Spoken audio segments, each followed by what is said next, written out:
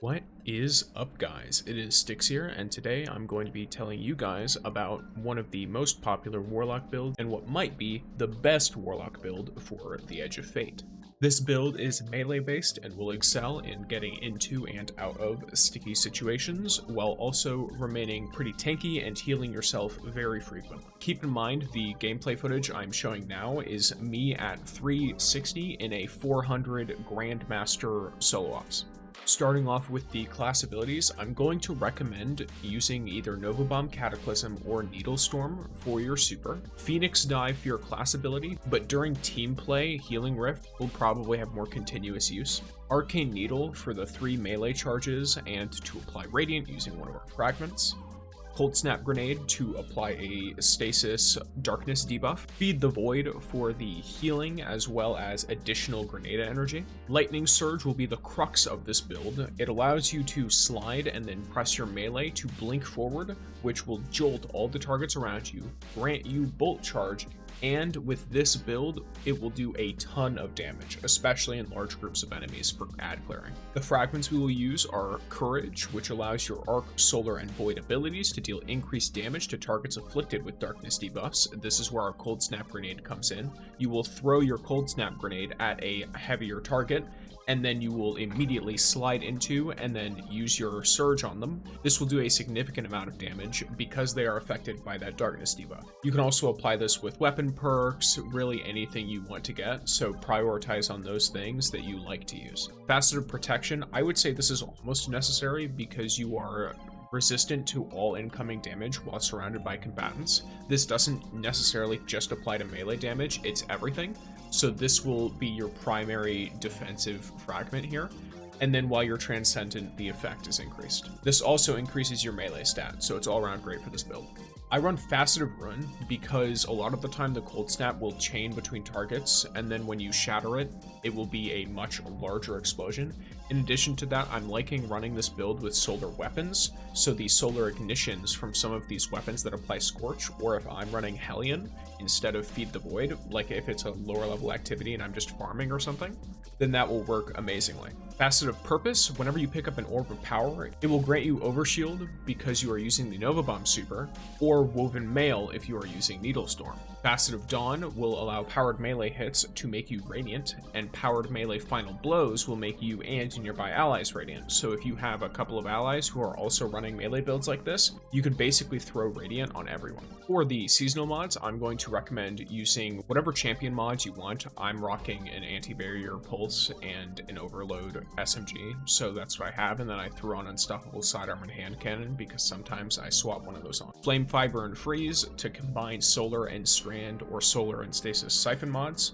One with Frost, so that whenever we get Frost armor, either from one of our weapons or an ally, our Stasis weapons get increased reload speed, and then our Stasis swords will get increased guard resistance. Fever and Chill, this is where we get into that Frost armor from earlier. Whenever you're using a solar weapon, it will grant you Radiant on rapid precision hits, or on rapid precision hits from Stasis weapons, you will gain Frost armor. We will be mostly using this for the Radiant from solar weapons, but it is still extremely viable using it to get Frost armor from Stasis weapons to take less damage. Elemental Benevolence gives us class ability energy whenever we grant our allies an elemental buff, so this will apply to the earlier stuff of getting kills, getting Radiant, all of that. If you are instead running solo, I'm going to recommend either Frost armor so that the Freezing Burst hits enemies in melee around you, because you should be pretty close to a bunch of enemies, or Refresh Threads, picking up an elemental pickup, matching your subclass while you're using Needle Storm, like I mentioned earlier, will give you energy to your least charged ability. We're going to be using Threaded Blast so that if ourselves or our allies make a tangle, we can shoot it with our Strand weapon, and then that will increase the radius of the explosion and its damage. It's just nice for extra ad clear. Cauterized Darkness. This is another thing that stacks on top of our fragment. Whenever something is afflicted with Stasis or Strand, so Darkness debuffed non-boss combatants, they will take increased solar damage from all sources. In addition to this, if you're running with a team, I recommend using Shoulder to Shoulder so that dealing sustained precision damage while near 2 or more allies. It says near, but realistically, it's within like 15 meters or something. It's a crazy distance. You will almost always, as long as you're playing together and not super spread out, especially in a raid. But this will grant you a pretty significant damage resistance. While in solo, though, I recommend Elemental Daze so that every time you stun a champion with an elemental weapon, it creates an explosion that matches that weapon. So if you're using a solar weapon, for example, and you stun an overload with a solar SMG, all of them will get hit with Scorched, and they will get hit with an explosion. For your final column, I recommend Radiant Shrapnel, so that dealing sustained weapon damage while you are Radiant, or killing a Scorched combatant with a weapon, will cause them to release solar projectiles. Most of your sustained damage that you deal will be while you are Radiant, because this build gives you Radiant very, very frequently. And Shield Crush, so that while you are Amplified or Radiant, your grenade will recharge faster and deal increased damage. And then in addition to that, while you have Woven Mail, Frost Armor, or Void Overshield, all buffs that this build will allow you to, depending on a couple of the things you swap out, get pretty much at will, your melee will recharge faster and deal increased damage. By my understanding, this stacks with having 200. So you will have an even faster melee, an even faster grenade, and you will deal more damage with both on top of whatever your stats might provide you. Now, for the armor mod, I'm going to recommend on the helmet you run at least one hands-on so that you get extra super energy from melee kills. This can let you get your super really, really frequently. It can be very noticeable, especially if you're doing something like solo ops where you are the only person whose super really matters. And then I do recommend using either Solar and Stasis or Solar and Strength dual siphon. If you're playing with friends, you can run powerful friends so that the orbs of power you are constantly making and collecting will increase the armor charge of your allies. Now, I am personally running only 150 melee because I have 2 melee fonts, and then I have a momentum transfer so that when I cause damage with my grenade, which with this build, I will be getting it back very frequently, I will have a reduced melee cooldown. I recommend suit this based on whatever your stats are, and the fonts are extremely good. One font is 30 stat and 2 fonts are 50 stat. That can save you up to the equivalent of wearing an armor mod on every single piece of armor. On your chest piece, I recommend running at least one charged up, and then whatever damage resist makes sense for the activity you're doing. I've been doing creation solo ops, so I am running arc and melee damage resistance. On your legs, I recommend running 1 stacks on stacks. This will make it so that you get an extra piece of armor charge whenever you pick up an orb of power. So instead of getting 1 stack, you get 2 stacks. Combined with charge up, you can now carry 4, and you will very rarely run out of them, especially if you're moving through activities killing most of the things around you. In addition to that, I recommend Absolution and Invigoration. That way, each time you pick up an Orb of Power, you get a reduced melee cooldown and a reduced cooldown to all of your abilities. And then for your final armor piece, it is a Solipsism with Spirit of Inmost Light, so that every time you use one of your abilities, it empowers the other 2 abilities. This plays into the gameplay loop I mentioned beforehand of throwing your Cold Snap, freezing an enemy, so applying that Darkness debuff, and then using your Lightning Surge to go in and hit them with a huge chunk of damage. This makes it so that you can Phoenix Dive, then you can grenade into them, then you can melee into them. That way you are getting the extra empowerment from using your other 2 abilities and then immediately going into a melee.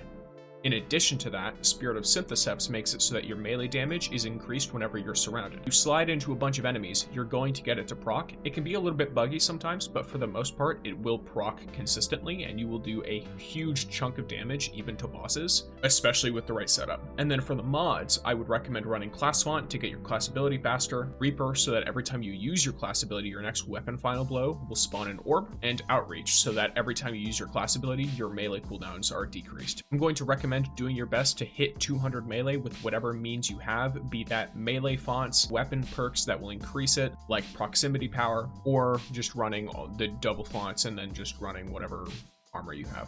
And then after that, your priorities are going to be super energy and weapons, but I would say don't have your grenade too low. You can have ways to get it back really quickly, but it is just nice in general to have it be on a bit of a shorter cooldown so that you can benefit from the combo a bit more.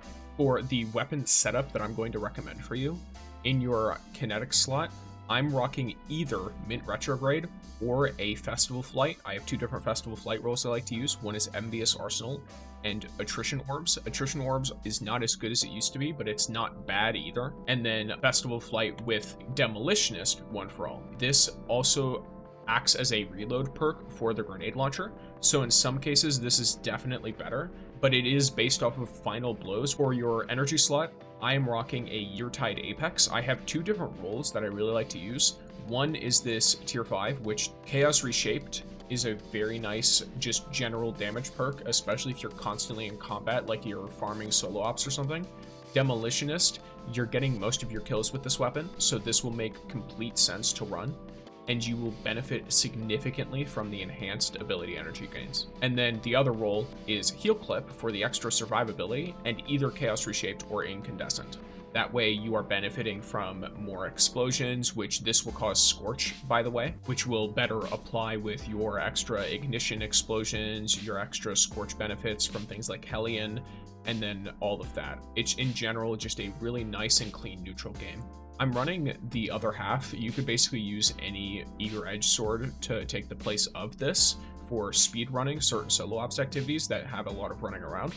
But if what you need is straight damage, there are a few different things you can do here. The Lament is a pretty good anti-barrier option if you are not running the anti-barrier pulse rifle. And then as a sword, you will be able to use it and then hop into a melee by swapping and then using your melee. You can also use Outrageous Fortune because it does drop with Blast Distributor for the extra splash damage grenade, and then it also drops with Bait and Switch. You can also use the Trials Machine Gun on Wavering Duty because this rolls Envious Assassin, as well as some damage or firing rate perks like Onslaught. And then a final sort of idea here could be Ill Omen with Cold Steel. That way your powered sword hits will slow targets. This is another way to apply a stasis debuff, but I don't think it's very necessary to do, unless you're doing repeated boss damage or something. Final heavy option, Proba Moria. It's Strand, so it'll match with your Strand Siphons and stuff, and you can craft it with Reconstruction Bait and Switch, which does pretty decent damage, especially if you're mostly running through like ops activities and stuff like that, and you need a consistent way to have decent ammo, and you don't necessarily need a huge burst of damage. Now, if you noticed, I'm running a full Lustrous set. This is to benefit from the 4-piece Rapid Solar Final Blows healing you, and then in addition to that, when you get healed, your solar weapons will have increased flinch resistance, handling, and reload speed, which is really nice. Either way, I hope you guys enjoy this more in-depth build guide video. If you do, feel free to comment down below, like, subscribe, and peace, gamers.